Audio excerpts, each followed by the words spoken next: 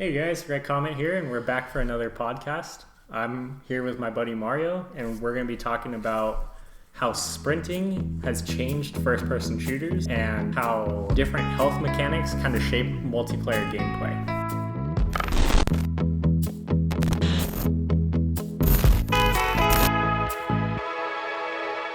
Mario, what have you been playing lately? What I've been playing lately is Rainbow Six Siege, Dark Souls. Okay. Been playing that. Been rocking some of that Overwatch?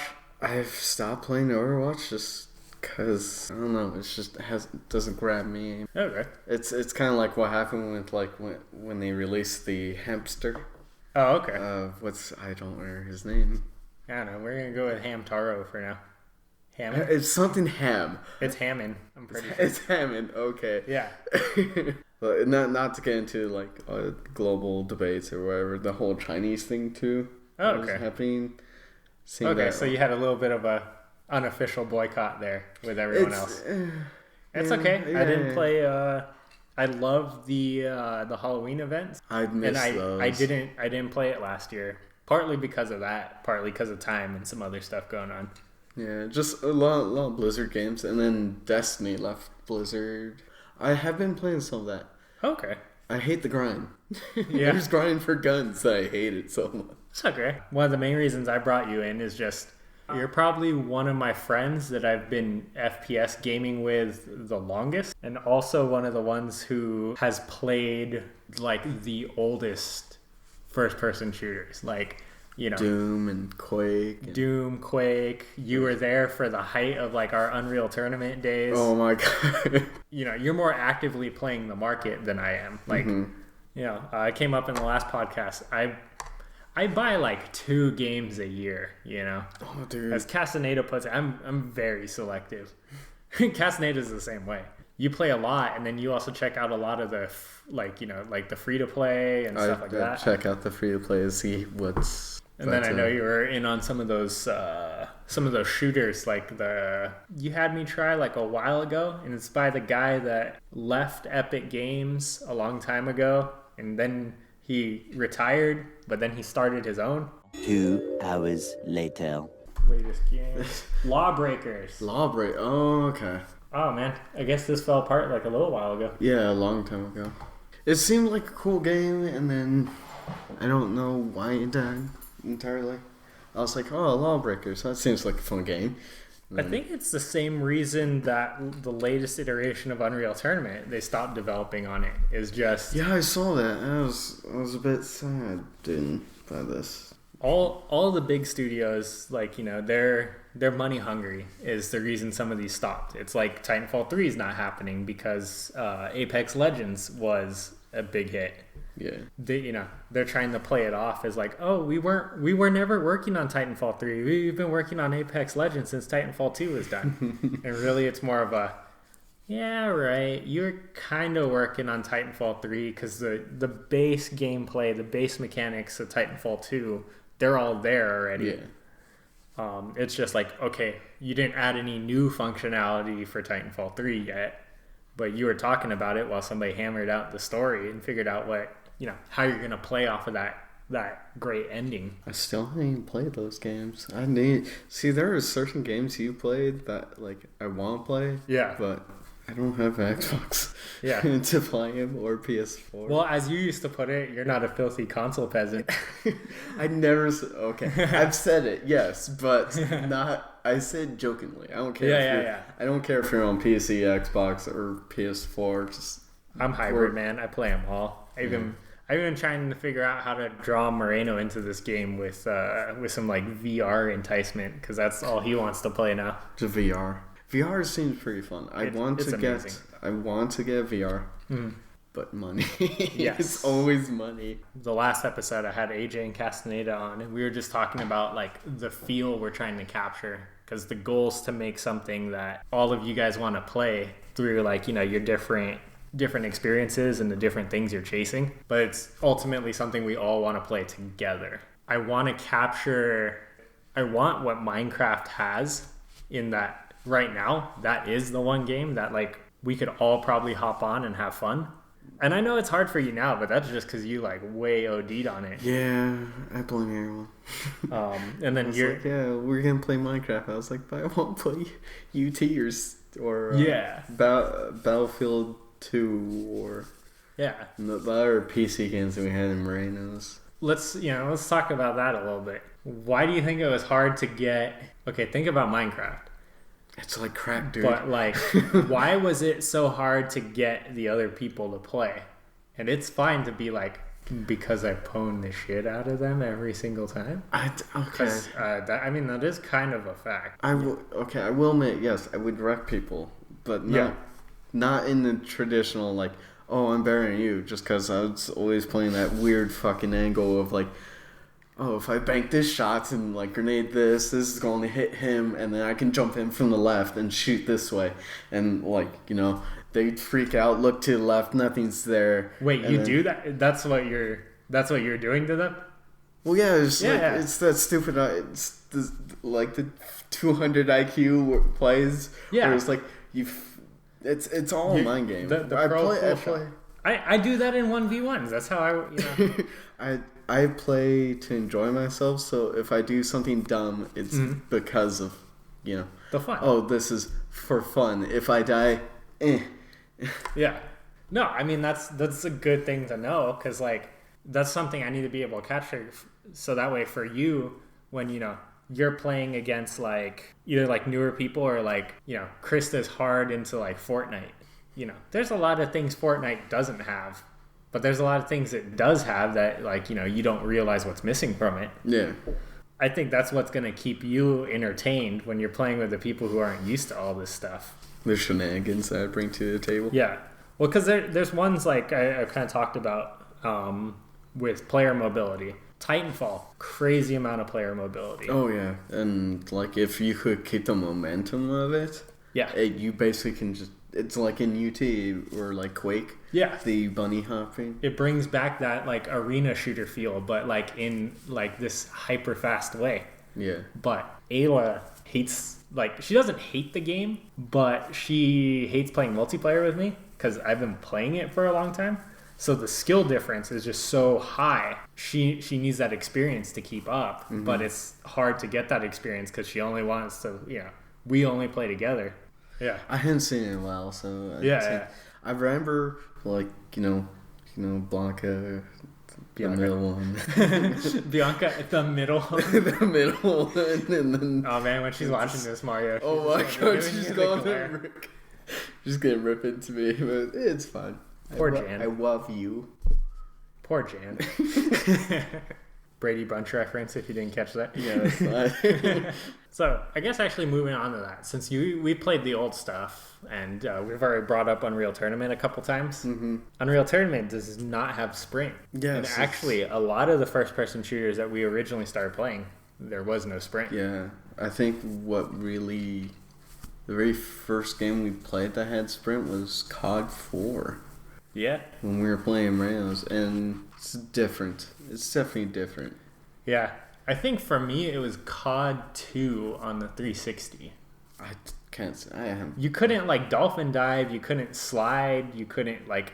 It was just run faster, and I think it was limited by breath, too.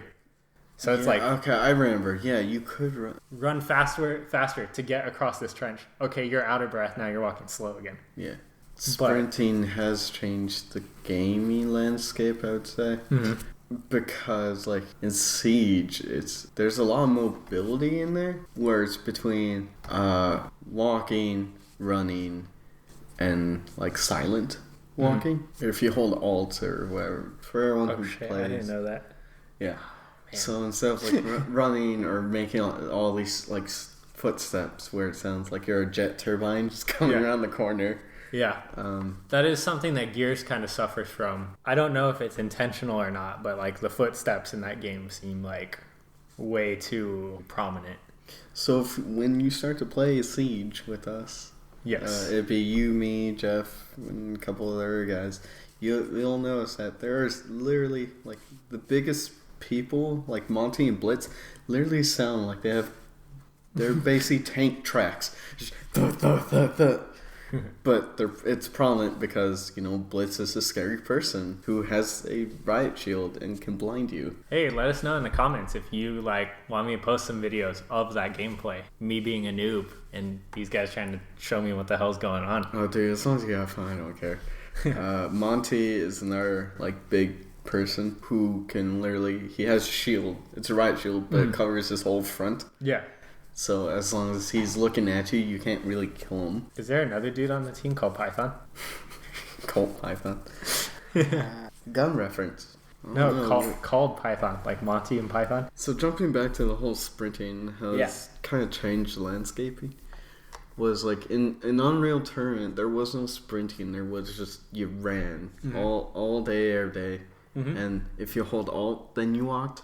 But no one ever used it because... Yeah, I've been playing this game for 16 years, and I think I knew it was there. I knew it was there. Yeah, it's there. And I basically use it when I'm sniping from somewhere, and I'm just trying to move a little bit because I'm using cover to obscure me. So I'm here's the wall, and I'm just trying to creep a little bit. Yeah. Because if you just tap the key, you take a full stride and you move too much. And then... when you double tap it, you just sprint and you're... It's almost like UT had the anti-sprint. It was super anti-sprinting. I basically thought that was there for the exact intention I was using it for. It's when you want that precision step a little bit. Because there's no leaning. There's no looking down the sights, man. Your crosshair is on the screen. Oh, yeah. There's definitely everyone firing from the hips. Or the only time you would aim down scope is when you use the sniper. I'll be clear. I'm not trying to make... a new Unreal Tournament, but I feel that is one of the games we all have in common, so I kind of want to capture that nostalgia, but without the high learning curve, because that's one thing that kind of kept Candace from playing with us all the time. That's another thing that kept some of my newer friends Ian and Kyle. Well, I was gonna say Kyle, but Kyle jumped into it, even though actually Kyle jumped into it and he was really good for a while there, but my other buddy Mike, I couldn't get them into Unreal Tournament because the learning curve's too high. Or not the learning curve, the skill curve. Mm-hmm. It's I jumped into CSGO, and I can't play CSGO. I like CSGO. I could play CSGO against bots, but the skill curve is just so high that I can go through an entire 16-round game and not get a shot off. Yeah. CSGO, it's kind of one of those games where it's very anti-UT. Everyone runs slower. There's no sprint in that one either. Yeah. There's only, if you move, you gotta remember recoil patterns and things like that. It's very much a professional game, and nothing wrong with that. That's great. I appreciate the skill it takes to play that game, and I'm not ashamed to admit that I don't have it. I could probably work at it and maybe build at it, but that's not what I'm into. So you've played a bunch of the different games that have the different sprints and all that. And one of the things that I see how sprint shaped the gameplay is sprint now allowed you to camp more than before. Well, okay, not... Depending on the game. Not really camp, but you can very much just kind of stay somewhere, stay in a small area and just kind of pop up, kill people, and then run away and get the hell out of there. So I will admit, camping is kind of lame, but there are some games where it's a legitimate strategy. It's points to anyone who gets that one. And I still like Enrage's thing when we were playing Halo 3. Guys, I think I saw them toasting marshmallows over this way. After the umpteenth time of getting sniped, Enrage finally found where those bastards were camping on the map, and he just went to town on them with a shotgun. And then after that, we turned the tide back on the game.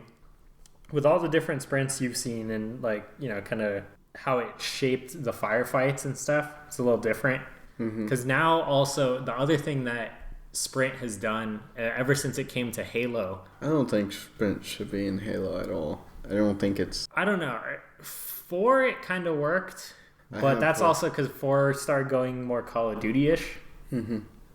I haven't seen anyone or played even 4. I need to play it. I saw the whole trilogy came to Steam. Again, I don't have Xbox or the funds to purchase one. Like, I have the funds now, but I'd rather save my money for the extremely expensive hobbies I've picked up.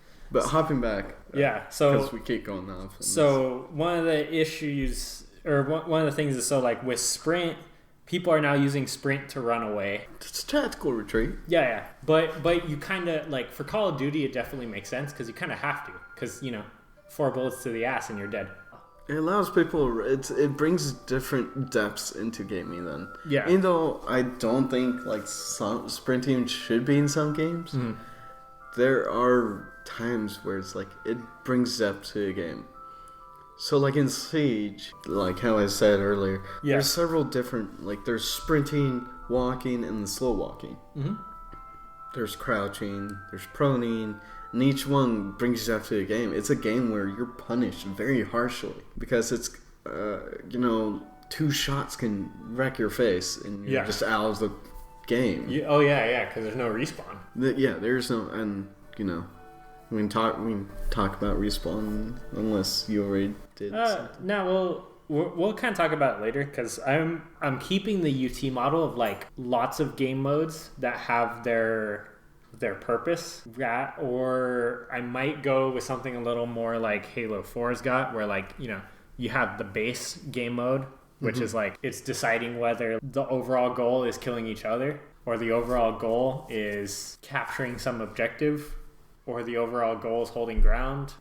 You have your base game mode, and then you have all the little settings and bells and whistles and all that. I'm not sure which route I'm going there. Probably the most played and most tested mode is going to be the deathmatch and team deathmatch, which are just going to be your classic, like, kill each other, first one to this score wins. And then the other one I'm expecting to play a lot is I'm going to try to get some PvE modes in there too.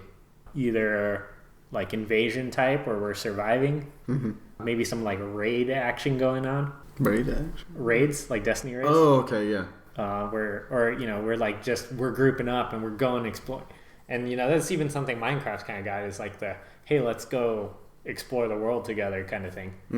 I don't think I'm gonna do open world like that, just because that is a lot of freaking artwork and it's just me. It's just me and whoever wants to pitch in as we go. Maybe if anybody out there wants to pitch in too, like, I'm open to those ideas. I have to remember how to do everything. I have to pick up. I mean, I'm relearning a lot, and then they're also making some of the things that were hard for us back then easier. But going back to the whole, like, sprinting thing, like, as I said, there's certain games that need it and certain games that don't need it. Like, maybe it's an afterthought, like, oh yeah, let's add sprinting to a game that, like, it's, like, small and compact. Yeah. One of the things I noticed is Ayla and Krista, they don't really know a Halo without sprinting. They don't really know shooters without sprinting, except for, like, Unreal Tournament. But Unreal Tournament's fast-paced enough that, like, you don't need it. That's crack. You walk fast enough. It's the twitchy, like, shooter game, which is I love. But that's because we grew up with, like, Quake and... We grew up with arena shooters, and now the problem is arena shooters, the skill curve is so high that nobody wants to make them because only us guys are going to play them. We're the gamers that don't burn a crap ton of money on microtransactions. We think they have no place in games. I don't think they have. Well, okay. So I understand supporting a developer. That's fine. Buying like stuff like that. But when you make that like... When you make it required, when you make it so that it's so ingrained in the game that, like, you can't ignore it, that's where it's a problem. One game, and they got a lot of flack for this. It was like Bluehole, PUBG. They said, oh yeah, we're never going to go into monetization. They did it. They got a whole bunch of flack. Killing Floor 2 did that. Yeah, that's kind of why I haven't been playing that much Killing Floor 2 since I got it. Kind of what they did with Killing Floor 1. You know, if you buy the gun, it was for development of the game. And I can see something like that. Yeah. It's like, you can still play the game. Yeah. But you... Not really. But it's kind of pay to... Well, I mean, you're not versus each other, but it's kind of more pay to win. They had the Mazenagant and the Riot Shield that had like a G18 thing going on. Yeah. Alrighty. Getting all the way back to like sprinting. Sprinting is in Killing Floor 2, which kind of helps you get away from some of the mobs, but then you have like the flesh pounds that can, or strakes, keep up with you. Yeah, when they get angry. For this game, I'm trying not to do anything too complicated with it. All the modes you mentioned, like, you know, the one you keep going back to, Siege, and you were mentioning you pretty much get punished for sprinting in Siege. It's not that you get punished, it's certain people that's like part of like who they are. Mm-hmm. So sometimes it's like, oh, we're all rushing, so everyone pick German recruits or Ash or Blitz. What I'm looking to do with the game, and I kind of want to run this by you, since you were with me, we saw the evolution of sprint from nothing to like what it is today. I'm thinking I'm just going to do a simple, like, you hold shift down, you're running faster. Mm-hmm. You let go of shift, you're slower. Maybe what we'll do for added balance to the game, you take a certain amount of damage and you're not sprinting anymore. So it's not just like a simple like hit or like you took a little piece of like frag grenade, like, you know, it's an actual like you took a serious like a BR burst or something, or limiting how long you can sprint. For Gears of War, it's you can sprint almost forever. Yeah, you can sprint pretty much forever. But kind of like thematically, it works out for them because they're big hulking guys. Yeah. You know, they're big hulking muscular people who are very fit. Who you know, that's their who are slinging these big weapons and all that. Like, it fits that art style. It fits that gameplay. Because you have the move, cover, fight. It's very centered around that cover, and they do that well. I don't want to try to compete with that.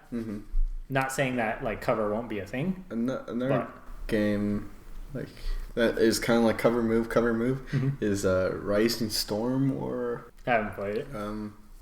Interested in playing it. Red Orchestra Rising Storm. The newest one that just came out for him was Vietnam. Vietnam. It's kind of like a run and shoot, it's a lot of cover, because like, you know, the hit damage. So going back to the health thing too, is like a single bullet can wreck you. Yeah, just like in real life, which is like, I kind of like those games where it's like Arma 3 stuff like that. It's like you get hit, it's like you're out, and you know, have to wait until you respawn, or you know, wait until the match ends. Yeah, I'm thinking, like, depending on how many people bring that up, I might have I'll have a game mode for that. Because even Unreal doesn't have a game mode that's like the realistic hits. The closer you get to that's Instagib. Yeah. But that's like just. But you also have Last Man Standing. Is there a Last Man? I didn't know. Yeah, so it's basically like you get 5 lives. It's deathmatch. Oh, okay then. And you can set the life, so you can set it to 1 life. See, I didn't know. There are some game modes in Unreal that I haven't played just because. Yeah, 16 years, still haven't explored the whole freaking game. Oh, the whole thing. It's funny. I remember when we were all playing freaking Mars Wars. Oh, the rail dude, they're still updating that too. Are they? Yeah, I didn't know this. They're on like 3.5 or something like that now. Louis and Felix are into it. Like, they were enjoying it. Those are Moreno's nephews. Oh, okay.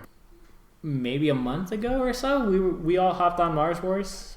I have to reinstall. And like, Bianca's been on us to play like GT 99. It's the Unreal tournament that came out. Okay, it's the one. I think it's the first. I think it's the first one. The first one that was actually called Unreal Tournament. Oh, okay. So that one had like the 7,000 like different guns. Like it had like a lot of guns. Overabundance. And it has a bunch of maps. Yeah, it had overabundance of like even weapons. When we were playing, the only thing is it doesn't run nice on today's PCs. We're running into some issues with that. So once I figure that out, I might do a video about running classic games on newest hardware. Bianca was just flipping out about last time we played Unreal Tournament. There's like 4 maps like she's never seen. There's like a map that like her dad's hasn't seen either. Like, you know, Moreno's been playing Unreal Tournament forever. And there was even a couple maps that like he's like, have we played here before? Is this Now, I know there's several maps that I haven't even played either. And that's why it's like while we were playing or doing our 1v1s, I'd always say, yeah, just go make a list, get rid of the maps that we played, and then just next time we play, we just go from there. Yeah, more of that play. Just to see like some of their maps, because map design definitely has, Honestly, for me, I feel like since the Xbox One has come out, or on the PlayStation 4 has come out, map design has declined. It is going downhill. Yeah. But we'll do a deeper dive on that when we start building our maps here. I have some theories. But okay, you're good with simple sprint. I'm okay with simple sprint. I think my biggest problem is I try to look at it from like, okay, if we have this huge ass map, we have to have sprint or like. But then if it's a small map, sprint really work. Why sprint in this game if we have this small map? Which is kind of like, there are some maps it has a balance. Like you still have to have sprint in mind if you plan on making a map like that. And then at the same time, it's not really a good idea. Your mechanics change based on the map you're on. Let's say we're playing something like Face Classic. You had the two levels, or Blood Gulch is probably something. Yeah, something similar. Something like that. In Halo 4 and Halo Reach, the Blood Gulch maps on those suck without sprint. Because it takes you so effing long to get across the map. And even like kind of thinking back to the other Halos, it still kind of sucks going that far across the map. Halo 2 was a little bit better because you had the battle rifles. Now you had like a mid-range weapon where you had that with Halo 1 with the pistol, but it's OP. You had the small maps in Halo 2 where it all worked and you didn't have sprint. The idea would be like on a map like Blood Gulch or something, your sprint would double your normal walking speed. But then on a small, like tiny map like Wizard, but that's the one where it's like just the 3 platforms in the circle, and then there's the one like little thing in the middle where the invis is. Yeah, I remember that one. On that one, your sprint would only be 1.5 times your regular walk speed. Changing the mechanic to fit the map isn't a good idea. It's not a good thing. I'm getting a feel for a game, or I'm getting used to the game. I'm looking for the consistency of how I control the player first. And I try to master that mobility, that moving, and then I start mastering getting the right gun for the right job, the right tool for the right job. If your mobility options or your controls, your gameplay are changing per map, that's off-putting, Yeah, I would agree. It's a little off-putting, but it also would bring more depth to the game. Yeah. It's kind of like a double-edged sword. The other thing I kind of want to talk about is health. We got a couple options. Most games lately stick to one of two things. It's either, at least for shooters, you have the class-based shooters, which you have a healer class. So, I'm mainly talking about like Overwatch and Team Fortress, and then lightly some other games too. Destiny 2 has like their kind of classes too. Like the Warlock can be somewhat healer because they drop their healing rifts. So if you're standing in there, get your health or not. Oh health. Yeah, that's true. It's like shield or health. I don't know. For me, Destiny 2 wasn't. It seems smaller than the first one. It's so like I didn't get that into it. Yeah. And then also I'm getting annoyed with I'm paying $200 and something for the game. It's definitely one of those games where like, you're doing the same thing you did in Destiny 1. Where it's like, oh yeah, we're making new maps, and then you find out. I'm not really too happy about that, and that's why I stopped playing it. Apparently they fixed a lot of the problems. So I'm gonna give it a try. You don't really need the expansions to play the game now, as long as you're. Yeah. They're kind of doing the whole in Payday or like Payday 2. As long as your buddy has the expansions. Oh, are they doing that? I think so. Oh, okay. So you like if I buy the expansion like Forsaken or whatever, and we do a raid in Forsaken. Yeah. You can still tag along now. They're not doing it where it's like, everyone needs the expansion to do this raid. Yeah, my DLC Everybody's got to pay. No, I'm just kidding. I'm probably not doing that. We'll see. My shit will probably be free. It'll depend, because the thing is, like, yeah, it's easy for, like, developers to say, like, oh, yeah, we want this to be free. We want that to be free. But I'm a software engineer. Freaking servers and cloud storage and network infrastructure and all that costs serious money. Your options are basically have a map list server, which is kind of like classically what PC games have done. Mm-hmm. And then for that map list to get populated, like, you know, you and your friends got to be hosting servers. Mm-hmm. Or it's we host the servers and everybody has a more fair, equal gameplay experience. But then, like, the burden of hosting is on us, and that's expensive. And so that, to keep those servers running, you know, it's going to be cost. So, like, I kind of sympathize with some of the developers. But at the same time, I don't think I'm really not happy with the fact a lot of that content for Destiny 2 that they sold as DLC was already in the game at launch. So you already planned this and you already had DLC planned. Mm-hmm. And then, like, it felt like it was overhyped. It was just basically Destiny 1. I don't like the microtransactions, but, like, at the same time, I, like, from a developer standpoint, I see that as a way to, like, kind of guarantee my servers stay online. I can see that. Like, if the whole cosmetics thing, you know, sure, I understand that one. Yeah. You have someone develop kind of cool looking skin. You buy the skin, which, you know, helps out the developer, you know, continue their development of the game. That's fine, as long as it doesn't break the game. Well, like, one of my buddies, like, he complains a lot about the cosmetics. And so one of the things I'm still working this out, I kind of want to get him to do is, once I get to the point that I have my game, like, running on something, I want him to make 3 skins. Like, I'm going to give him the original skin that the character shipped with. Mm-hmm. And then I'm going to have him make 3 new ones, like, from scratch. Yeah. Not from scratch. He can lean on what's already there. My rules for him are going to be like, oh, it has to be, you know, it has to look really different from the character. See, I'm fine with that, like, cosmetic-wise and stuff like that. That's fine. Nothing like, oh, yeah, you buy this gun. You don't want paywalls, and then you don't want pay to win. Yeah, I definitely don't want pay to win. Oh, yeah, okay, so you bought this really expensive gun, which wrecks face. It gives a super unfair advantage. And then you have the free-to-play people who want to play the game, enjoy the game, and see how the game is. And then you have people who are just, I threw $100 into the pot, so I get this ridiculously OP, like, pistol that makes me breakfast when I wake up. That'd be kind of cool, but digressing back to the whole pistol is like, oh yeah, it's one-shot kills, and it has a scope and silence and has all the bells and whistles, and it's like, I'm not cool with that, because, like, you know, then I forgot how we got here. the whole pay to win thing. Yeah, it was just like, you know, you got up to here, and then now people have to throw in their money. Yeah, at that point you're forced to.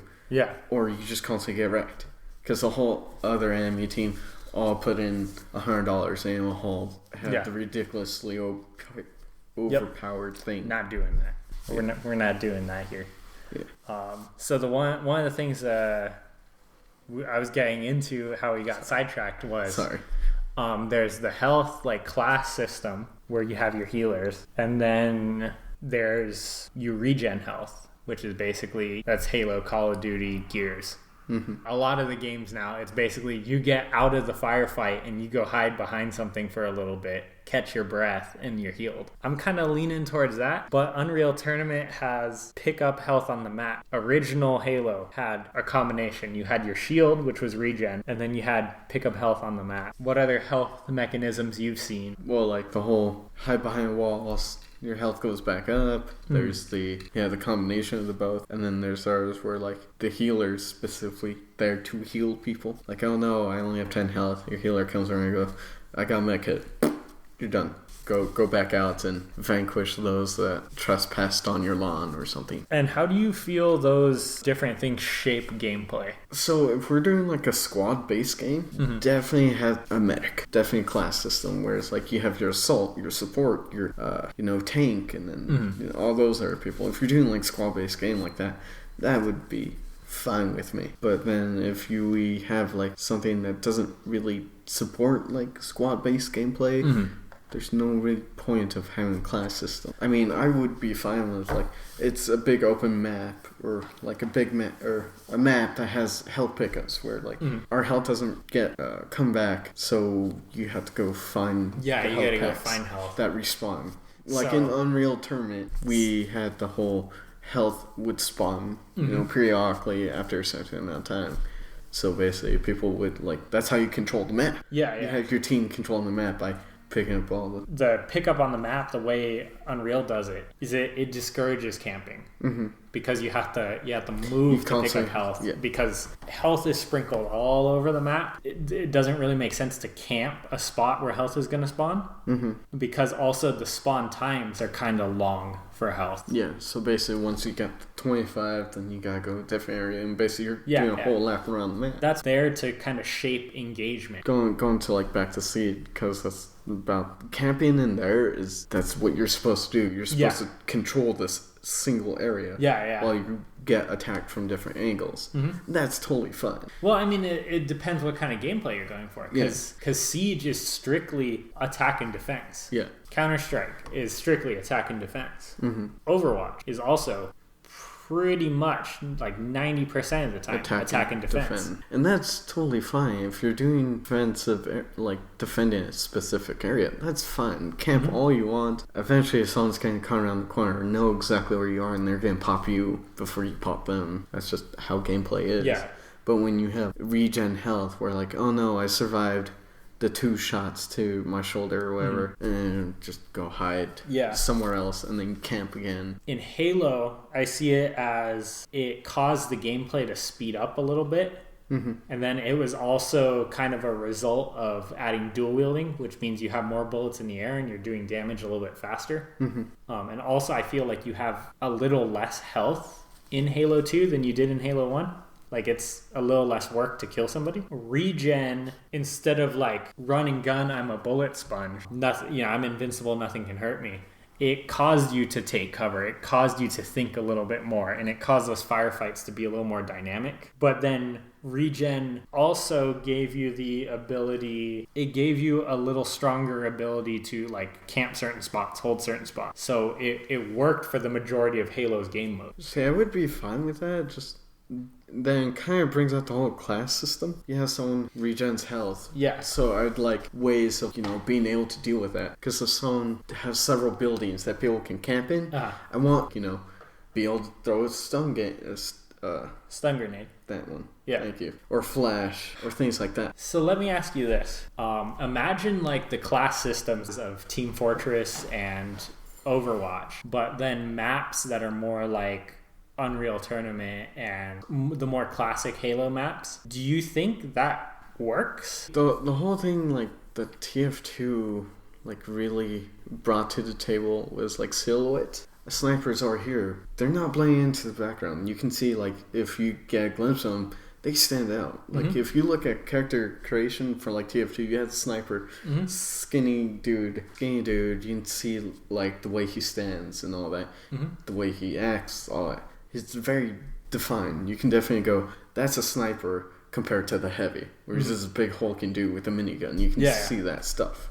Kind of depends on like how we plan to do it. Yeah, well, I'm thinking more along the lines of the abilities, because Call of Duty you have classes also, but for the most part they all play the same. It's just what gun you have. In terms of like having a healer, my concern is the way the maps of Halo and the way the maps of like Unreal Tournament are and everything. You don't have this there's one lane, or maybe there's 3 firing lanes. It's this whole spread out, like almost like a maze of complexity, and you have that one healer trying to heal your team throughout that. And it's not always like here's the red side, here's the blue side. There's the dynamic movement. I feel like as a healer, that's kind of a nightmare scenario. How would you feel about a game that has regular game modes, but then you have a couple like specifically classed game modes? That'd be fun. Just utility. It'd be more utility based than the normal one. Or I'd be fine with that. Or maybe story wise, the way you're explaining it is like I don't know, something dumb like fall down the hole and the only thing you could find was your med kit. your freaking Alice in Wonderland. Yeah. No, what I was thinking is like holiday event. Halloween, you dress up as characters and your characters are your classes. That'd be fun. It would bring new breath into the game after a while. I know people get tired of repetitive. But somehow Unreal Tournament hasn't effing changed. No. They haven't changed shit since the game came out because of the number of game modes we have. Mm-hmm. But yeah, there's playing game But modes. we're still playing that, Yeah. Well, I mean, we can also do like players versus bots. We could do like it's got a lot, but that's one of the reasons I'm building this game. Is like I want it to be new Unreal, but my goal is not to make another Unreal Tournament. Yeah, maybe my goal should be though. There's like Quake Arena. Have you seen that one? I haven't seen the newest one, but Miranda told me to get it, so we'll probably look into it. It's free to play. The more you play, you get like coins or whatever to unlock more characters. If you spend up for costs, you get everyone that comes out or whatever.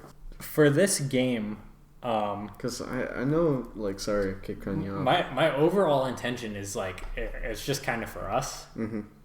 But if it gets a following, if it gets popular, I mean, it'll be like kind of an after the fact sort of thing. But as far as multiplayer and distribution, all that, I'm just looking to make the game sustainable. Like, I have a job, I get paid decently. I'm not into this development for the money. It's for the experience. Mm-hmm. Keeping in mind the gameplay we're designing and playing. It's fun for us at first. It's going to keep us playing. It's going to allow us to play together. But then the very last thing is like, okay, if this game does kind of take off and get popular, what's going to financially keep it alive and keep it running? I can see that one.